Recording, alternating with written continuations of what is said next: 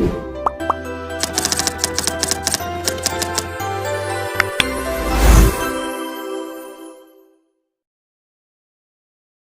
folks, so today we're going to answer the following questions that Dr. Von provided in GCR. So here, the questions, the 5 questions, and also it's like more itong Korean English or like Korean language. So based on the paper iyagi provide kay if you read the documents, but daghan magkaayo, so that's why gamay ra kong gibasa. And of course, like kon siya, more in language siya sa Korean. Itong Hangul, I think Hangul siya sa Korean. And also ako siya nabasahan is difficult jud ay if ever ang foreigner like kanang mga insect bitaw. Insect man ang mga Korean, Japanese, and Chinese. So pila ko dapat kailangan jud sila o kanang kuno ni sa Maria ni sa kong self mara kanang kuno ni siya kanang nang lisod kaayo nila ang magkuan sa tudlo, or dapat na naa sila English tutors bitaw. So inga na siya. And also sa ako nabasahan is kuan sad if ever kita pud mo learn sa ilahang language kay sa Korean is kuan sad lisod sad kaayo. But we need to study manggod. Studyan sa nato ang Korean, pero sa ilang side po, studihan po nila ang English. So that's why mura ka ng, if mag-English sila ka is, dili jud naturally bitaw nga English like fluent. Kailangan jud nila step by step bitaw like kanang first ang dili jud of memorization of vocabulary nila, and also sa grammar po. So that's why magkakita bitaw ka ng Korean nga kakastorya ka mo na jud ka ganang kana mo na siya basta mo na sila, what is this, ano ka, this is kuan ni fluent ta kay kag English bitaw, tanan ilahang tubag ay sana ha ano ha diba. So that's why feel ako na nabasahan jud ako nga few nga documents or papers ni Sir Dr. Von. That's why naka-tingsad ko nga kanang kailangan jud ay nato study ang English na deep jud nato dig ang English. Dili ra jud na nga storya ra nimo, which is dapat na siya tay grammar rules dito. And also the vocabulary also. Okay? Okay. Okay. Okay ra to kora chika ra to light. And also I would like to introduce myself. I am Eileen Berdon, BS Ed English 1A. So here is the following questions. 5 questions na niya i-provide ni Sir, and I was like, oh, related na siya. Super related naman dyan siya, no, relatable ra pa siya, but we need as a students bangod, as an educator bangod, we need na mo nga ma-learn ang ilahang unsa ilaha jud ng policy dito sa Korean, okay? And yeah, sa PPT sad nako Sir is nasa dito ang mga national identity and languages and MME. So makita na naman sa akong PPT Sir, and related na po siya, and kuha na to siya ha a brief kanang kuha na siya sa brief in Korea ra unsa akong POV nila sa Korean kay mostly manggod here sa Philippines is foreigner jud ang naadjective. Most kuha na siya mostly po sa mga naadiri sa Cebu is Korean jud, diba? So that's all, and here is the first question. So hello guys, nagkuha ko guys eyeglass cause di ko kita. So nara rin question. So ang first question was, why is English considered very important in South Korea, and how does it affect students' future opportunities? So basically, my answer is so in South Korea, English is like an golden ticket manggod. So mura bitaw ka ng mas kuan pa nila ang English bitaw gi higher bitaw nila kay if travel manggod sila, English is really important manggod, diba, especially sa another country, kanang mo ato sila ma-travel sila ba sa kalugar, if ever language or manggod ilang So, syempre, di sila magasinabot. Kaya universal grammar ba na to ang English. Then, it's seen as a crucial skill for succeeding like globally. So, especially in fields like business, tech, and international relations. So, many big companies like Samsung or Hyundai operates globally.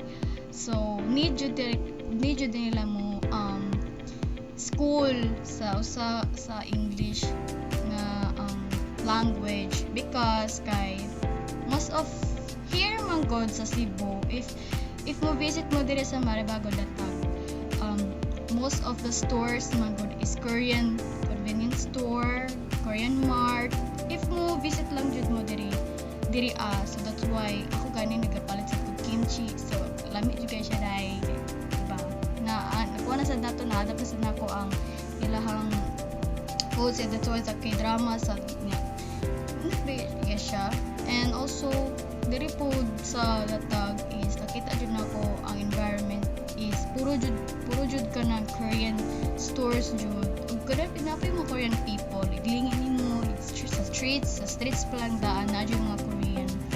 And also one of the reason pod kay ang J Park man god is a 5-star hotel which is diba kanang obviously ang ngan is park so na jud so mga Korean people para jud mag-check-in diba madato ra ba ng ang Korean sa no kay is dako po ilang dollar diri sa Philippines. So cheap ra nila ang ilang pamalit diri sa Philippines. Sa Korean man god mahal man god. So I think 2 times and also it's so speaking English is a must for landing a sweet job. Ano siya guys? And I think kanang dali ra pud nila nga makaari sila sa ilahang Korean money. Diba? So, of course, napoy uban diri sa dili ra pud business ilang giari diri but also education. So, especially sa Mactan ay napod sa Maribago sa QQ English. Sa Mactan man god was napoy pang Korean nga for only Korean ra pud or foreigner ra pud siya. English and I don't know basta around Mactan ra pud siya and kanang magkuha na sila mga private tutors la sila para sa English lang jud unsa ka difficult sa English ilaha diba mga insik wala mo guna sa ilang kuan sa ilang convert ilaha ra jud kabubuton nga mo learn na ng English ba diba? Ano na siya number 1 nga ako na number 1 nga na answer sa provide answer na question. So additionally, like for me lang, for students, it's even more intense. Yeah, English is proficiency can make or break their future opportunities. Top universities worldwide, scholarships and internship abroad. So it's all tied to how they speak English. So plus it opens doors to global. Plus it opens door to global culture like a K-pop. Sasada ng K-pop and also movies and online content. Diba makita jud understandable jud ay if mo kan ka sa kuan sa Korean which is a big part of Korean youth culture. Balik so additional sa akong answer sa number 1 is for students. Okay, so it's even more intense. English proficiency can make or break their future like opportunities. So top universities worldwide, scholarships and intern abroad, and it's all tied to how they will speak English. Plus it opens doors to global cultures like K-pop, movies and online content, so which is a big part of Korean youth language. And it's not about just the opportunities though, it's also also about keeping up with the competition. And with so many Koreans speaking English fluently, no? Kita ka ng mga Korean na English. Like, as you can see si Jungkook, kabalo mo na siya may English, but not so totally fluent. Like, basic lang. Basic lang dyan siya English. And if you don't, your can that is disadvantage, diba? So there's why parents invest heavily in English education. That's why I said earlier nga mo invest sila kanadako tungod lang sa usa ka language, like universal ang language. Okay. And that's why parents invest heavily in English education, from private tutors, that's why I said, to language schools abroad. So diba, that's why moari sila sa before manggod sila moari, or like kanang naman ko based on my what I see manggod according to my friend na ASL siya, which is Chika Satellite sir. And ASL siya sa dire sa King sa Maribago. Before manggod sila mo ari sa Philippines, need pa manggod nila mo yungit pa manggod sila nga Korean, so difficult pa nila, so that's why nagkikuan sila, communication sila. And also ang field okay naman ang very taas dun. And also mo takop jud kayo og impact sad sa both the Philippines sa friend og sa iya hapon kay Korean is dako ginahan jud mo teach about like kuan ka sila kana ganahan ka sila ba nga interest man sila unsang English kay basta magbinuang sa rang sa ka foreigner or nato sila ka di sila kampante, di ba? So need nila mo learn og kuan kanang kabaw sila sa English bitaw. That's why ako nga friend ganahan sa nga mo teach pod for ilahara pod. Of course work man na, so sila kuan communication sila, then after I think 6 months nakabaw siya sa mga basics English. So that's why pag arin sa Philippines nag-meet sila and they talk na basic ra po, dili po kayo na fluent. Diba? Hindi kaayo siya. That's why every Korean or mga insik was kana mo take risk jud sila tungod lang sa school, sa education. That's why we are very thankful manggod.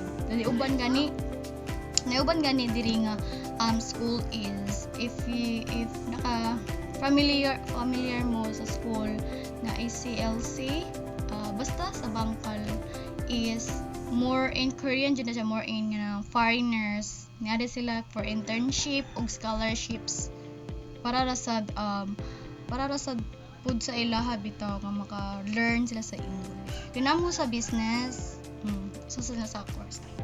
Bitin mo sa akong answer, sir. Next sa question na to, sir. So here's the second question. So how did the 7th National Educational Curriculum change the way English is taught in primary and secondary schools? So the 7th National Education Curriculum in South Korea brought some big changes to how English is taught in primary and secondary schools. So basically it shifted the focus from traditional teacher-led classes to a more student-centered approach. Okay, so like emphasizing practical communication skills over just memorizing grammar rules. Yes, very important kind of siya. The idea was to get students speaking and using English. So in real life manggod situation, the idea was English in real life situation, make it more relevant manggod if ever mo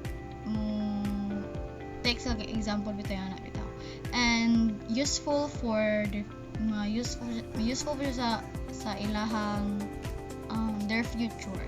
So one of the key changes was introducing proficiency based learning where students are taught according to their abilities and interests. mo na siya guys, but interested yun na siya guys. If interested ka no og naka-ability nga porsigido na motik og kanang scholar or kanang education, no? Why not, diba? And this meant more personalized, developing communicative competence. So the curriculum also incorporated a variety of activities and tasks designed to promote logical and creative thinking, making English learning more engaging and interactive. Diba? So ang ultimate goal man was to equip students with the English skills need to succeed in our globalized world. So some of universities even started using English as a medium of private instruction, and private international schools offered English language programs. However, there were concerns about how effectively and the curriculum was implemented sa ilang country. So with some critics saying it didn't quite match the realities. Dili siya mag-match magod kung sa imong point of view so sa language, diba? So of English used in didn't quite match the realities of English used in South Korea. So, one dili mag-match yun. So that's why need to dila study jud ana. So that's why mao na siya akong matubag, and I hope na masabtan ang pod ang akong masabtan na pod ang akong istorya, cause I'm really nervous ani nga English wala di ko ka familiar aning 7th national education curriculum, but this is my base sa nag-research ko about ani, and kuan jud kay siya grabe pod kay lang curriculum dito, grabe pod kay lang standard sa Korean mo god. And ako rin compare sa Philippines, that's why sa una mong god if wala ning K-12 lain man jud kay ang curriculum. Work same gihapon cycle, so we are very thankful po sa ka president nato si Andres Noynoy Mongoro to nga siya na implement na yung curriculum na K-12. Diri mo sa Korean is very strict man gud sila nya standard, so that's why murag sa dili mag-meet ang English sa if mag-use ka sa South Korea. Yeah, that's why ilang tanaw na to is ubos. So yeah, wala na lang mga storya no. Usahay po dreams at binatong country ang Korea. So mausad na ko na learn sa needs na to sa atong Filipinos na Filipino nga side is needs na to natong data standard dila sa basta-basta, di ba? So ilaha man gud kay dugay na ay kanang gi-implement na dyan na siya sa una hantod karon ilagi apon gisunod kaya po gi-follow bitaw nila ilang rules, ilang policy. So nila jud kay ilaha guys, like makakuan jud ka nga ano jud ay ilaha day, diba? Yeah, that's all. That would be all my answers sa second question. Yeah. Next, number 3 na ta guys. Yeah. So here is the third question is, what challenges do teachers face when implementing communicative language teaching in their classrooms? So implementing communicative language teaching in short is CLT, based on my research sa Google, and I don't know if nakasabot ko, but more dyan ako nasabtan, and can be really tough for teachers. So one of the biggest hurdlers magod is class size, and more dyan ako nabantayan sa, and ako sa upload na ako sa images sa Google and mga information and with so many students, it's hard to give everyone that's individual attention they need or facilitate. So effective group work plus some students can be resistant to this approach. Especially if they're used to more traditional teaching methods of the traditional traditional teaching methods as teacher magod mo jud nang ilahang mo jud nilang nasanayan, di ba? And also and then there's the issue of assessment magod. CLT focuses on focus siya o communication skills o ana man jud ang teacher, ana man jud siya. But exams often still test grammar. Bisag sa exams kay need jud na essay need sad na, di ba, o test grammar. And reading comprehension also naasad na siya, which can be mismatch. So if this grammar tapos comprehension na mismatch siya, wala jud kay kun ana, di ba? Dapat medyo na tuo ka ng improvement bago. If wala improve, we need to step by step or slow down nanta hantod makamao ta, di ba? So another challenges is resources. Teachers might to have access to authentic materials or tech to make CLT work effectively. So let's not forget teacher training. Anong ST? ST ba na? ST. And some teachers might not feel confident or skilled. So nadyo ba nun namdyo ba mawawon na. But ni-take mo ka ng course nga teacher, so you have to be confident o dapat kamao ka mo strategy sa usa ka sa mga students. Sa mo tadaghan ni mga students, you need to be kuan jud. You need to be productive jud sa usa ka sa imong room.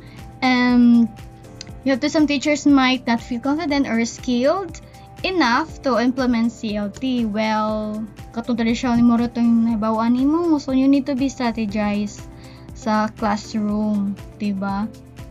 So it's a lot to tackle magod. Daghan gud siya, daghan siya i-discuss when it comes to teaching and discussing, diba?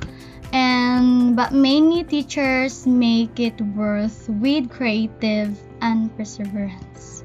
So ay uban jud nga kanang very dinahan jud na sila brave soul bitaw so sa room ni daghan kay nga students nya wala murag ilang nabaw ni traditional teaching na bitaw method mo na siya.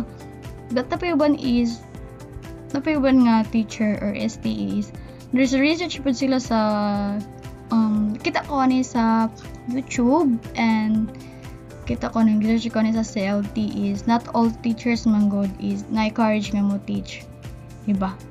And gina sila mag-teacher pero sila encourage nga magtudlo. And ako sa daekwanan is dili jud angay mag-wo kay teacher magugay, so ikaw magud ang pinaka bright sa usa ka room. So that's why daghan kay mong students na dagsaba is imo jud gamit tong CLT nimo, ngita jud strategy ti para sad mo mga students nimo ba makasabot og na sila'y makatunan.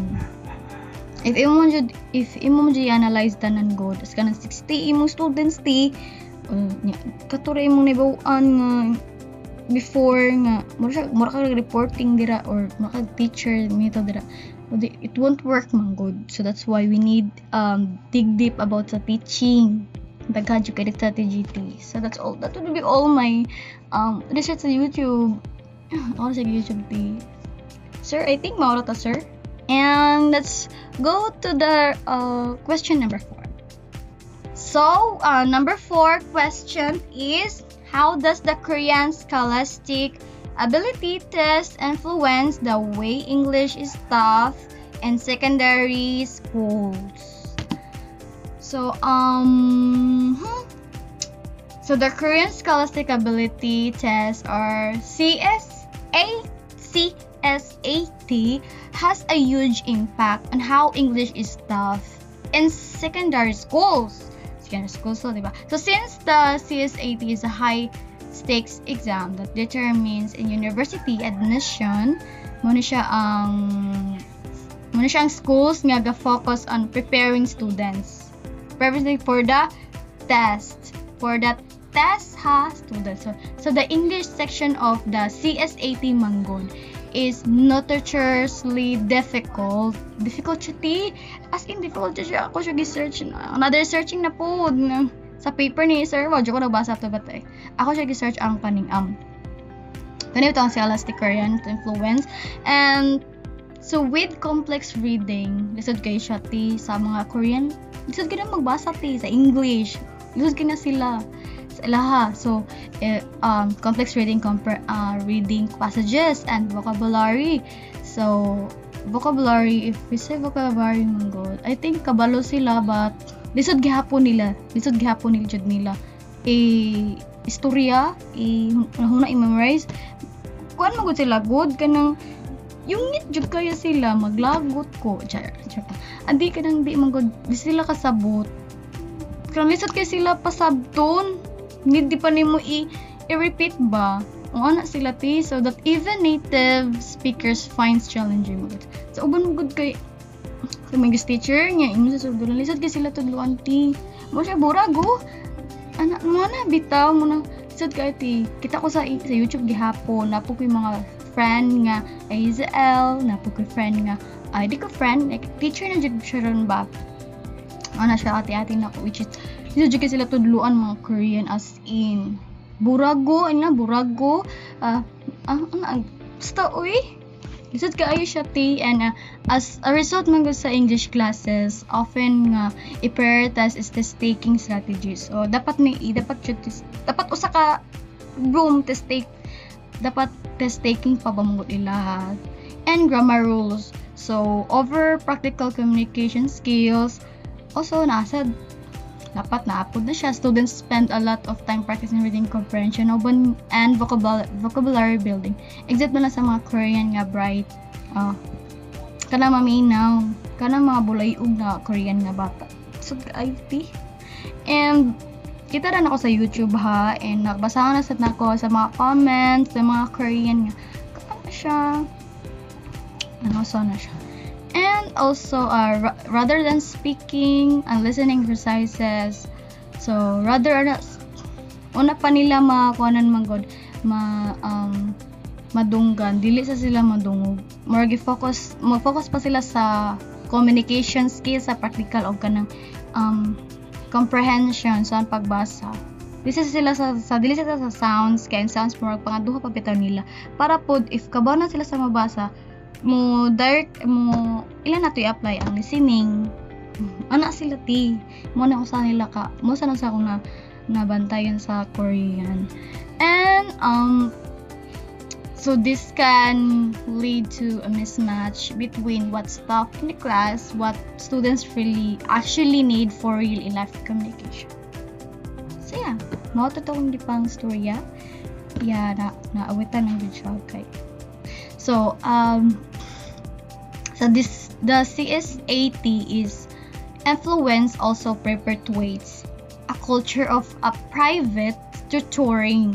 So as a students and parental feel pressure to excel on the exam. Sa students magod ma-feel jud nila ang exam nga pressure jud kaayo as a Korean. So sa students me kasi ako bisag kabaw ka sa English but idig deep paghihapon kay educator man ko so we need to dig deep sa usa ka language especially sa mga Korean students or Korean people or Korean very kuan kay sila need pa nila mo dig deep siya bisag basic lang bisag pa jud kayo na nila gihapon makatugma ilang grammar rules lang comprehension diba need pa nila og private tutors. And some critics argue that the test doesn't accurately measure English proficiency. So instead emphasizing rote communication and test-taking tricks. So mangita na sila og tricks and sound nila pag kani wala jud kay bani pero feel nako is sa I think kabasa ko ani sa TikTok. Nasa manggod ka Korean was instead manggod na minaw siya gita siya strategy nga tricks nga para makuan kita niya siyang utok no naghimo siya flashcards mga basics lang mo siya mahimo sila bata balik bitaw 2 years old ingay na siya nakas ka na ng apple umay ba ano pud nila bata pa siya kuwaon kay wa siya kabaw bata pud niya ano siya, basa na pud siya. Nagmo siya nakita sa TikTok. Was one of the kwan pa na ko, okay, sa social media di ay sa ko lang is kuan sa di ay ay kanang ngita sa kog information bag yun sa nilang si is 80, di ba? Na siya tiso. And that would be all akong nakuanan sa 4 tong Harris Classic Ability Test sa Korean. So here guys, this is the last question. Last but not the least, okay? Do you think government policies alone can improve English proficiency in a country? Why or why not? For me lang, no. Government policies can definitely play a big role in boosting English proficiency. So, but they're not the only piece of the puzzle.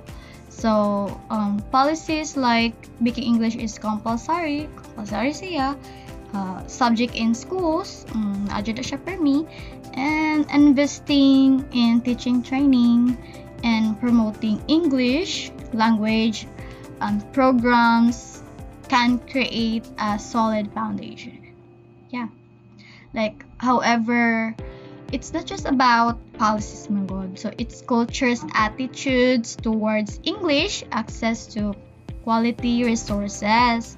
So an individual motivation also matter a lot. Nag-matter yun na siya ang motivation. Individual English is very kuan yun na siya. Is kuan dapat na duman compulsory siya, guys. So like for example, if students don't see the practical benefits of speaking English, if usa ka student is wala jud nakita ang practical benefits bitaw sa speaking English, it will become useless, diba? So what jud ayo imong pag dira pag study o pag learn ana kay nimo ka nakita ang benefit of speaking English. So they might not be as vested in learning it. Dili pag sila prosegido mo kuan sila. Pero ni Sir Von, di ba? Sige lang, sorry sir. Di ba para ni mo sir was gihan pa mo eskwela, like sige balo na gani ginahapad jud mo digdig sa language mo sa patay yung kuan, like ginahanap sad ko nga na morg na jud kay thinking nga one of the cause na kuno ikaw Sir Von is kuan sa kay kasay muhang kuan jud kay ka ba, like nang ginahan jud kay ka nang i-dig deep or like if ka explore about language sa English, like linguistics, di ba? Mo jud na ako nabantayan sa imo sir.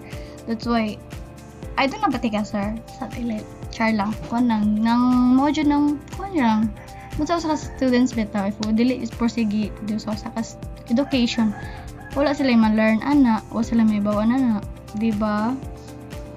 Compulsory man gud nato guys para makaibaw sad ta, especially we are educators.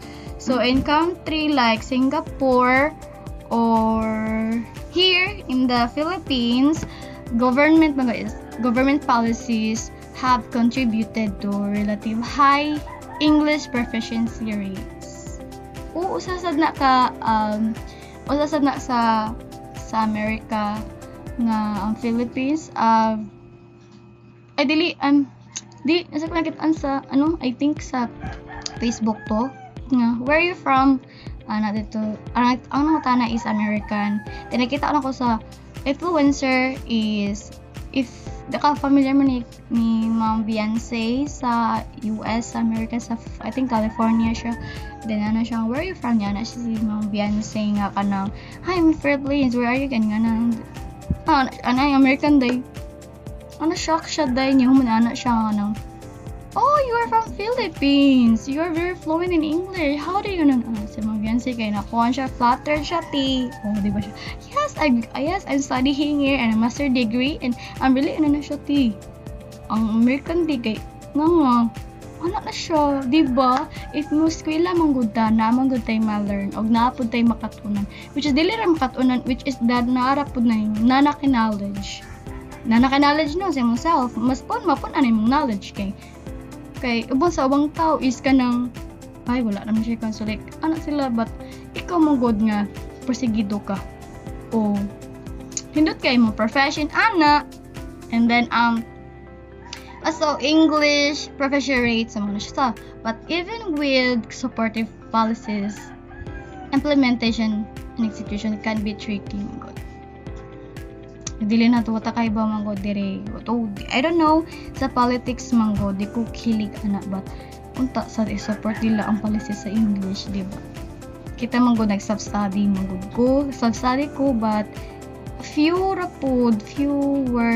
documents rapod akong mabasa ka dili mo ko into words mango like more in ana mango ko so I think need pa na ako magbasa og kanang mga books siya pero in social media active job ko that would be all my questions and that will be all my answers Sir Von. I hope nga na-answer na ko tanan as my katong research na ko everything sa imong questions and I also read those sa imong documents sa katong imong gi-provide sa GCR but not totally tanan. I also research some of mine sa ko ara po nag-study sad ko and I think nadyo ko nakatunan and I learned something different so lahat perspective sa learning and that would be all of my answers and thank you once again. This is Eileen Bridon, BSed English 1A and bye.